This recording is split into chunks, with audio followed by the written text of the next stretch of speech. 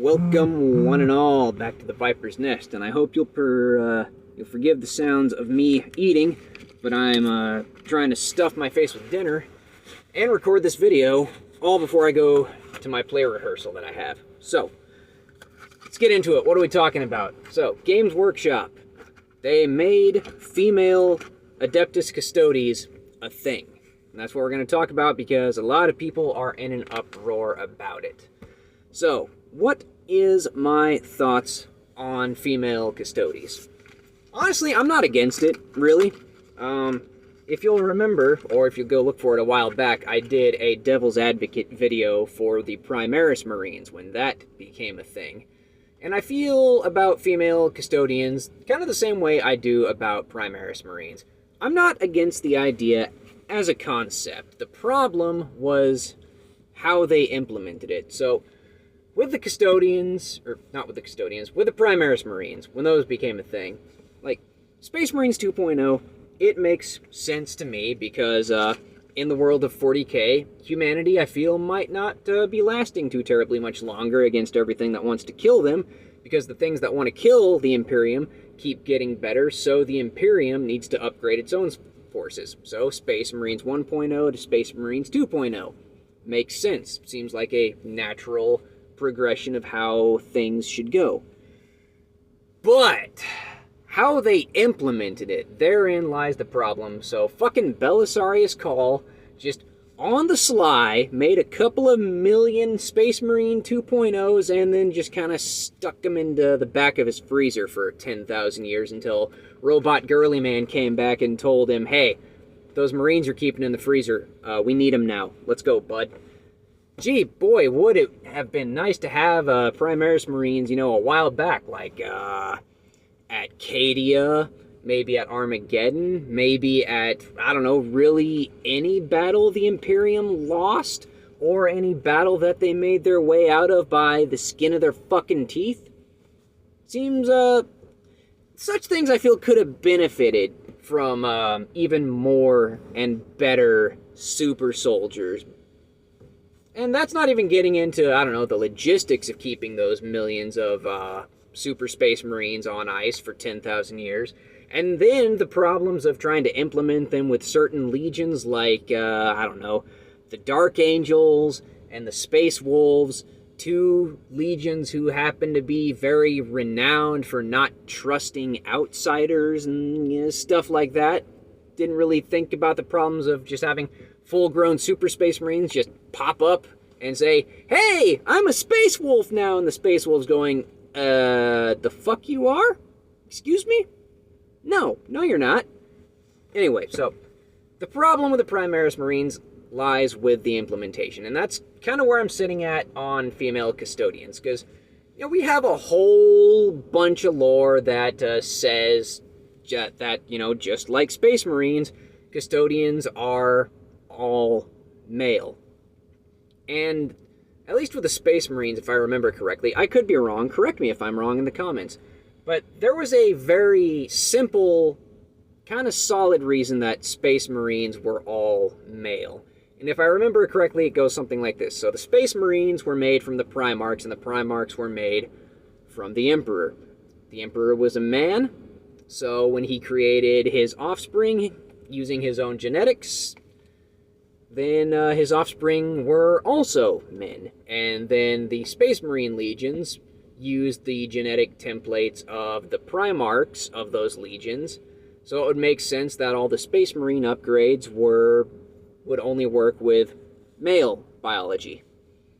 Okay, fair enough, makes sense. If I'm right, I could be wrong. Again, correct me in the comments if I'm wrong. But that chain of logic, at least that from my limited scientific standpoint, that makes sense.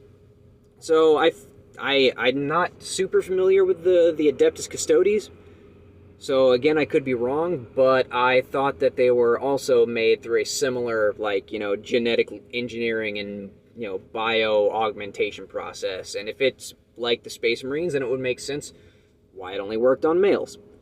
And then GW comes out and says, oh yeah, no, there's female custodians. There's always been female custodians. no, don't look at all the past lore about there only being male custodians. There has totally always been female custodians.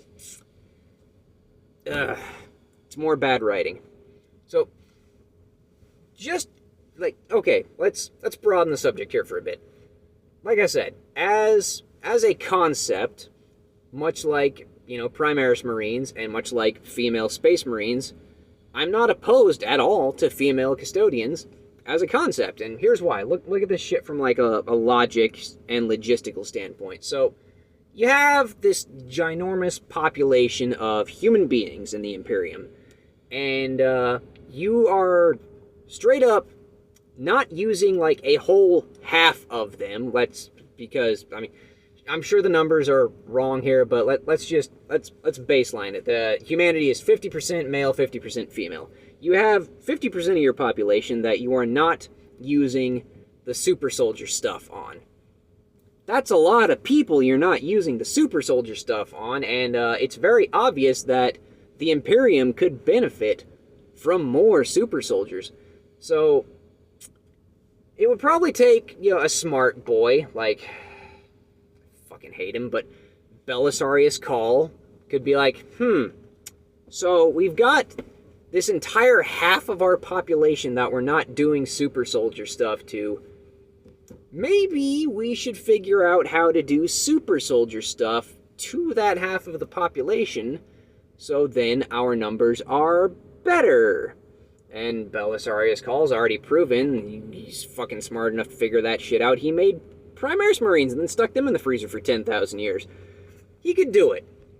And, actually, now that I think about it, Fabius Bile could probably also do it. Fabius Bile probably would do female Space Marines, just for, like, I don't know, shits and giggles, and just to see if he fucking could. I mean, he already cloned a Primarch, so figuring out how to make the Space Marine augmentation process work with females and not just males, that might also be a very Fabius Bile thing to do. But point is, there's enough smart people kicking around in the 40k universe that they could just be like, hey, like, what if we just made female Space Marines? That would be good for our numbers, right? Yeah, let's make female Space Marines. And then they figured out female Space Marines, and you just increased the number of Space Marines kicking around in the galaxy, probably by about 100%, and that's good for the Imperium no matter which way you slice it.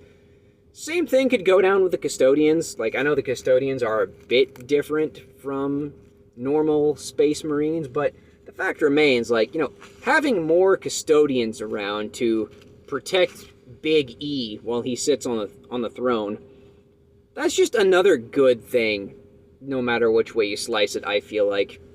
Because, boy howdy, don't a lot of people want to fucking kill the Emperor. Having an even, more numerous and better security force seems like a thing that the Imperial Palace might want to take under advisement. So, female Custodians, as a concept, don't mind it at all. In fact, I actively support it if the Imperium wants to survive in the 42nd millennium. Same thing with female Space Marines. Don't mind it at all. You know what? It's a thing that probably should happen. The problem was implementation. Just saying that female Custodians are a thing and have always been a thing is just the fucking height of lazy-ass writing. If you're gonna make female Space Marines a thing, please write them better than you did female Custodians. Don't just say, oh yeah, no, female Space Marines, that's always been a thing. No, the fuck it has not. You are talking out your ass and everybody fucking knows it.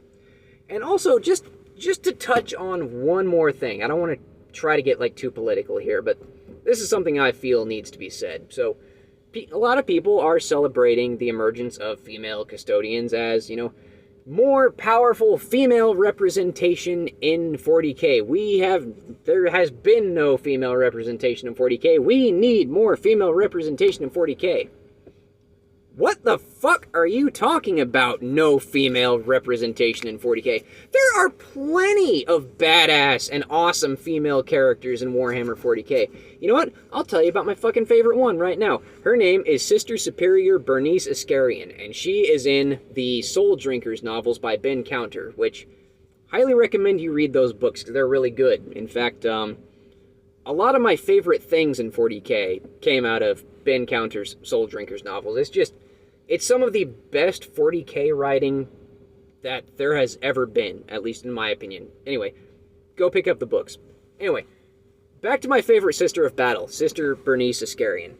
She is so fucking cool. You guys don't understand yet if you haven't read the books. I'm about to make you understand, okay? So, Sister Bernice, if I remember correctly, she belonged to the Order of the Ebon Chalice, I think? The Order of the Ebon something. Doesn't matter because in this book she got attached to an inquisitorial force that is headed up by my favorite Inquisitor, Inquisitor Thaddeus. Very cool guy. Maybe I'll talk about him in the future. So Sister Bernice is like the overall leader of this contingent of Sisters of Battle that have been seconded to Inquisitor Thaddeus. And she is the old, grizzled, badass Sister of Battle. I think she's was in her late 50s or early 60s, which that's getting up there in unaugmented human years, but that did not stop her in the least from still being on the front lines, kicking ass right there next to her battle sisters and whoever else happened to be on the field at the time. So, they're tracking down the Soul Drinkers who have been declared excommunicate traitors. That I'm not going to spoil why it happened, but it happened. The Soul Drinkers are on the Imperium's shit list now. So they send Thaddeus and his contingent of Sisters of Battle to track down and wipe out the remnants of the Soul Drinkers. So Sister Iscarian rolls up on, in the middle of battle, Sarpedon, who is essentially like our main character in these books. And she sees the enemy and instantly just whips out her force axe, and she is fucking ready to go to work. So she goes toe-to-toe with Sarpedon, and I'm going to try to explain in a very hopefully non-spoilery way just how far the deck was stacked against Sister Iscarian on this one. Okay, so Sarpedon, he's a Space Marine, a fairly decorated one at that. He's got at least 100, if not more, years of combat experience under his belt. He's also the Chapter Master of the Soul Drinkers, which is a position he took by force from the former Chapter Master of the Soul Drinkers. The deck was stacked against Sarpedon on that one, and he still came out on top. Third, Sarpedon is a mutant. That's plot stuff that I'm not going to go into, but because of his particular mutations, he is quite a bit stronger and faster than your, bog standard normal Space Marine. Fourth, he's also the chief librarian of the Soul Drinkers, which means he is a monstrously powerful psyker. And then fifth, he has the requisite plot armor of any main character in Warhammer 40k. So, Sister Bernice sees all of that, minus the plot armor, because she doesn't know about the fourth wall.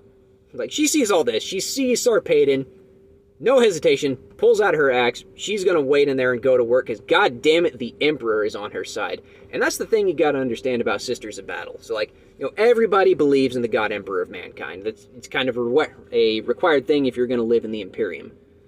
So, Space Marines are like, yeah, the Emperor's on our side. But we're gonna wear our power armor, we're gonna have our upgrades, and we're gonna carry our weapons, because we can't reasonably expect the Emperor to do anything for us, now can we? Sisters of Battle don't give a flying fuck about that nonsense. Some high-rank ecclesiarch or something tells them hey, go into battle with no armor and wielding nothing but a sword. And the Sisters of Battle are like, done, homie. The Imperium, or Big E, will protect me. Hands down, period. Big E will keep me safe. They don't just think Big E is going to keep them safe. They know Big E is going to keep them safe. So, anyway, back to the point of the matter. Sister Iscarian's not, she's not rolling in without armor and weapons and stuff, but she has absolute faith in the Emperor that the Emperor has her back. She is going to take down this mutated Chapter Master of the Soul Drinkers. And she goes in and she actually gives Sarpedon a fucking run for his money. Not only does Sister Bernice survive this fight, she actually walks away from this fight on her own 2 feet. You need to understand how much of a fucking monstrous badass that Sister Iscarian is to be able to pull off a feat like this. And my wife is calling. I'm just going to decline that for right now. Sorry about that. So, anyway. Yeah. Female representation in fucking Warhammer 40k. There is plenty of it. I just told you about Sister Bernice Iscarian, probably the biggest badass of a Sister of Battle that there has ever been or likely will ever be, being willing to go toe-to-toe with Sarpedon and walk away from that fight. There are plenty of others out there that you could say, are equally, if not more badass. Yeah, there's plenty of awesome ladies in Warhammer 40k. I don't understand why people are screaming about how they're finally getting their female representation in 40k. No, it's been there all along for a really long time. You just actually have to look for it. Anyway, I'm gonna eat my dinner now. But yeah, that's been my my little rant about whether or not I support female custodians. As a concept, yes. As they're implemented, no. Same thing with Primaris Marines. Same thing with female Space Marines. If you just implement them correctly, myself and probably many others would have no problems with them whatsoever. And then I also got to talk about my favorite Sister of Battle, Sister Bernice Iscarian. She's fucking awesome. I highly recommend you go and read Ben Counter's Soul Drinker novels. They're fucking great. My favorite things, a bunch of my favorite things in 40k came out of those novels. Highly recommend. Anyway, thank you for watching and or listening. A like and a subscribe and a comment would be appreciated. I will see you on the next video, and as always, have a nice day.